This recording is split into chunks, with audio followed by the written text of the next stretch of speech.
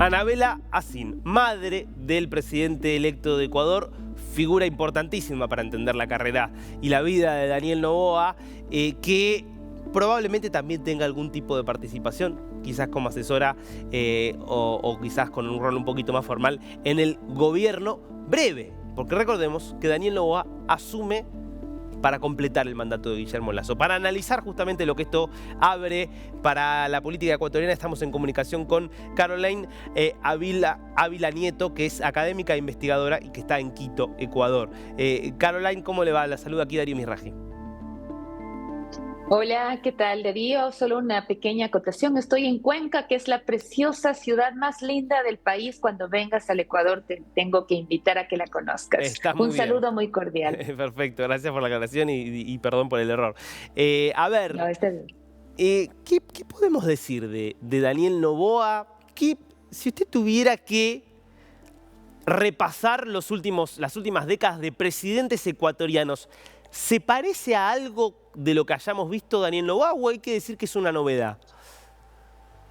Sin duda es novedoso, no solamente por la edad, sino también por la forma en la que está llegando en este momento a un espacio de liderazgo que se supone debería ser liderazgo político y llega además sin hablar prácticamente de política, al menos de la forma en la que estamos acostumbrados a escuchar política.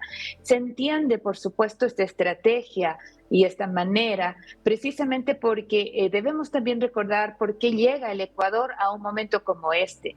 Solo teníamos 2 años de administración de Guillermo Lasso y el fracaso de la clase política, de la gestión de Guillermo Lasso, pero también de los errores que tuvo la clase política en sí mismo, conducen a la muerte cruzada. Es decir, los políticos fracasan y ahora se lleva a este proceso electoral donde nuevamente los políticos tienen que pedirle al pueblo que confíen en ellos, que por favor nuevamente les den el voto. Difícilmente el pueblo va a escuchar otro discurso político. A mí me parece que eso fue algo que entendió Daniel Noboa con el equipo de trabajo y la estrategia en la primera vuelta al menos fue no hablar de política, hablar tal vez sí de elementos puntuales como seguridad y empleo, que fueron quizás las líneas con las que más se trabajó, e insertarse en un concepto en particular, que fue el tema ambiental, el tema del Yasuní, que era la extracción de petróleo, pero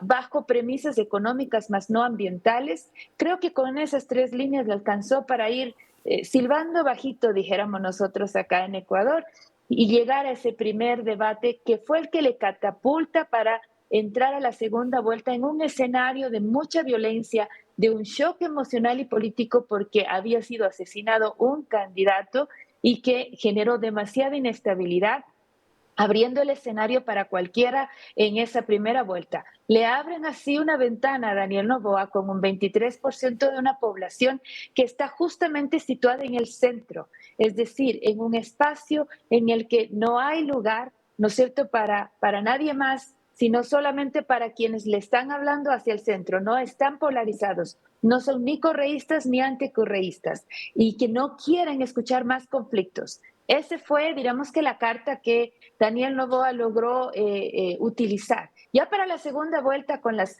piezas bastante más claras, él logra capitalizar toda esa energía anticorreísta que iba a ser suya por lógica, ¿no? Por sentido común. Y la estrategia en la segunda vuelta era simplemente no perder votos.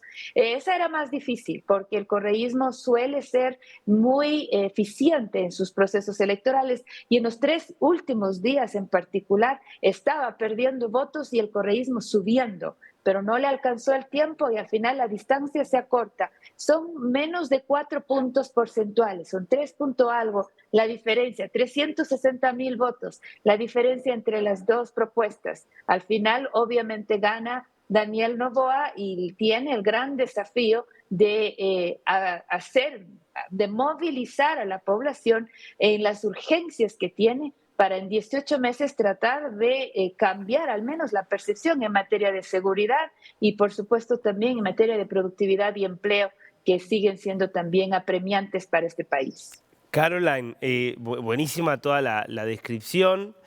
Hay una pregunta, ¿no? Que probablemente no tenga usted la respuesta, no la tenga nadie y la respuesta nos la dará Noboa en su ejercicio, pero Entiendo. se la quiero hacer.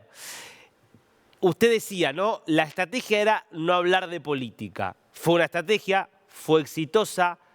Ahora, no se hablaba de política, aunque había una política detrás importante que se prefería callar, o no se hablaba de política porque, como se ha visto en el caso de otros candidatos en el mundo, no hay mucha sustancia política detrás. Ujú. Mucho me temo que no hay sustancia política, al menos no todavía. Yo creo que ellos van a tener que ir articulando conforme avancen, porque de la tienda propia, ellos han dicho que estaban preparando el camino para el 2025. Hmm. De manera que les sorprende hasta cierto punto este entrar a la segunda vuelta. Y luego se han concentrado en la campaña, que ha sido una campaña muy de redes y muy de concentrarse en el voto joven y de tratar, como te decía, de no perder votos, ¿no? ¿Y por qué digo de no hablar mucho de política? Por lo que escuchaste ahora en esta suerte de... No hubo un discurso de victoria. Hmm. Normalmente cuando un político Sí. gana, las imágenes que siempre recordamos es un gran discurso que te traza líneas de hacia dónde vamos. Tampoco, perdón, El tampoco había habido en presidente, el cierre de campaña. Tampoco casi hubo un no, discurso en el cierre de campaña. no le han dejado hablar. Entonces, básicamente es porque, bueno, se reconoce que hay dificultades de oratoria en este político en particular, porque ahora hay que decirlo, o sea, está en el campo político, tiene que actuar como tal, y al menos el tema de la oratoria, o si no habla de corrido, al menos alguien le tiene que escribir unas 3 líneas. Hmm. Entonces, es importante que este discurso se comience a articular y se comience a proyectar. No hubo tampoco un discurso fuerte, poderoso, movilizador el domingo en la noche. Y, por ejemplo, quien sí está ocupando ese relato político es su vicepresidenta, hablando sobre la posible consulta popular que fue parte de la promesa de campaña. Y que ya esta mañana voceros del nuevo gobierno están diciendo, tal Hmm. vez no sea necesario. Primero consultemos a la Asamblea. Entonces, cuando el segundo día de gestión ya comienzas a tener dobles discursos, te preocupa un poquito si es que existe ese trasfondo político. Por el bien del país, es importante que tomen, diremos que el toro por los cuernos, diremos así, y que asienten las ideas, sobre todo en materia política, porque el cargo para el que estaban postulando es un cargo político y ese proyecto es importante que comience ya a asentarse y lo más todavía que comience a ejecutarse. Son 18 meses, Darío, no es mucho tiempo. Estos famosos 100 días de gracia que suelen tener los gobernantes no aplica para esta edición y el Ecuador que nosotros describimos en tanto en lo económico, en lo político, en lo social, es una bomba de tiempo. Alberto Acosta Burneo mencionaba esta mañana, que es uno de los analistas económicos del país de mucho prestigio, no hay dinero ni para pagar los compromisos económicos de diciembre. En este minuto, ese país que recibe Daniel Noboa requiere escuchar con urgencia esas hojas de ruta que de alguna manera delimitarán el camino del proyecto hacia donde nos quiere llevar el nuevo presidente.